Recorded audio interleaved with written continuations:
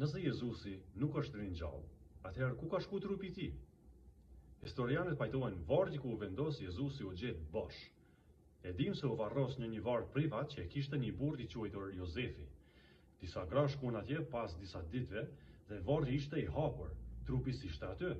Madje edhe udhëheqësit hebrej nuk e mohuan atë si fakt. Ata thjesht thanë, nxënësit ja vozën trupin.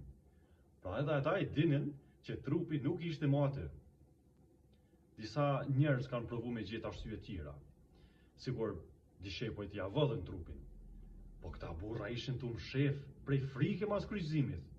Qysh me rreziku me vdek për diçka që e dinin që s'është e vërtet?